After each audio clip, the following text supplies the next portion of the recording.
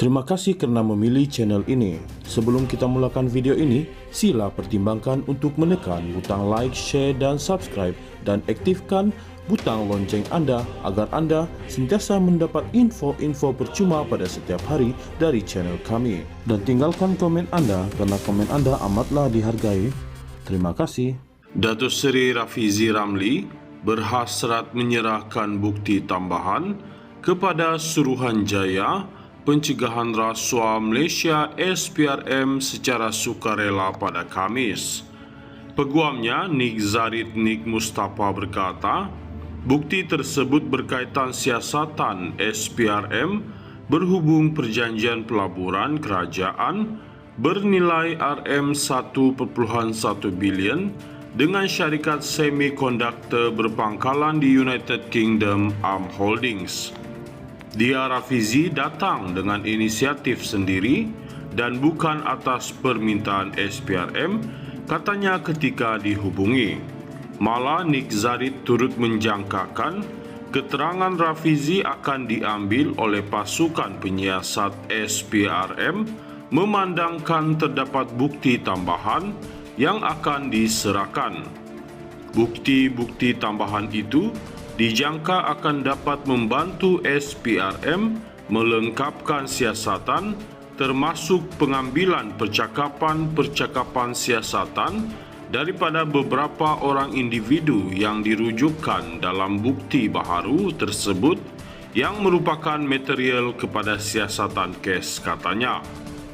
Pada minggu lalu, bekas Menteri Ekonomi itu memberikan keterangan selama 4 hari bermula pada Isnin di Ibu Pejabat SPRM di Putrajaya berhubung kes tersebut. Menurut Rafizi Ramli, proses siasatan hanya menjurus kepada proses dan prosedur dalam membuat keputusan tanpa melibatkan elemen rasuah. Ahli Parlimen Pandan itu turut menyatakan bahawa kerjasama di antara syarikat tersebut dan kerajaan melibatkan keputusan bersama antara Kementerian Ekonomi, Kementerian Perdagangan Antarabangsa dan Industri MITI dan Kementerian Kewangan. SPRM turut memaklumkan seramai 22 individu telah diambil keterangan bagi membantu siasatan kes berkenaan di bawah Seksyen 23 Akta SPRM 2009. Datuk Seri Rafizi Ramli berhasrat menyerahkan bukti tambahan kepada Suruhanjaya Pencegahan Rasuah Malaysia SPRM secara sukarela pada Khamis. Peguamnya Nik Zarid Nik Mustafa berkata, bukti tersebut berkaitan siasatan SPRM berhubung perjanjian pelaburan kerajaan bernilai RM1.1 bilion dengan syarikat semikonduktor berpangkalan di United Kingdom Arm Holdings. Dia Rafizi datang dengan inisiatif sendiri dan bukan atas permintaan SPRM, katanya ketika dihubungi. Malah Nik Zarid turut menjangkakan keterangan Rafizi akan diambil oleh pasukan penyiasat SPRM memandangkan terdapat bukti tambahan yang akan diserahkan. Bukti-bukti tambahan itu dijangka akan dapat membantu SPRM melengkapkan siasatan termasuk pengambilan percakapan-percakapan siasatan daripada beberapa orang individu yang dirujukkan dalam bukti baharu tersebut yang merupakan material kepada siasatan kes, katanya. Pada minggu lalu, bekas Menteri Ekonomi itu memberikan keterangan selama 4 hari bermula pada Isnin di Ibu Pejabat SPRM di Putrajaya berhubung kes tersebut. Menurut Rafizi Ramli, proses siasatan hanya menjurus kepada proses dan prosedur dalam membuat keputusan tanpa melibatkan elemen rasuah. Ahli Parlimen Pandan itu turut menyatakan bahawa kerjasama di antara syarikat tersebut dan kerajaan melibatkan keputusan bersama antara Kementerian Ekonomi, Kementerian Perdagangan Antarabangsa dan Industri MITI, dan Kementerian Keuangan. SPRM turut memaklumkan seramai 22 individu telah diambil keterangan bagi membantu siasatan kes berkenaan di bawah Seksyen 23 Akta SPRM 2009. Datuk Seri Rafizi Ramli berhasrat menyerahkan bukti tambahan kepada Suruhanjaya Pencegahan Rasuah Malaysia SPRM secara sukarela pada Khamis.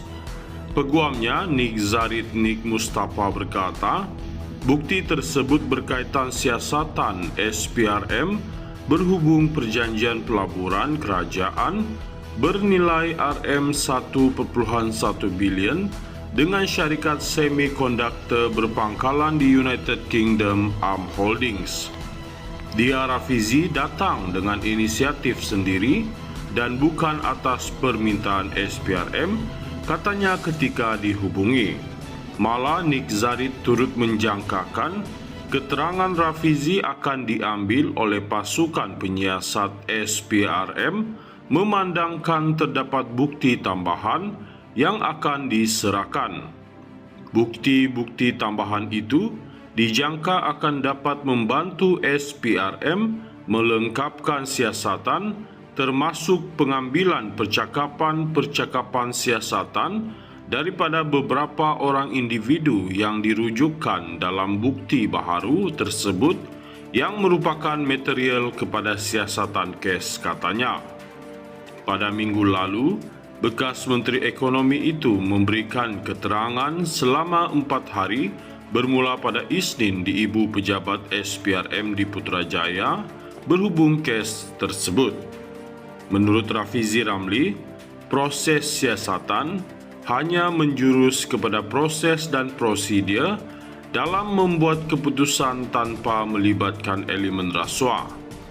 Ahli Parlimen Pandan itu turut menyatakan bahawa kerjasama di antara syarikat tersebut dan kerajaan melibatkan keputusan bersama antara Kementerian Ekonomi, Kementerian Perdagangan Antarabangsa dan Industri MITI dan Kementerian Keuangan.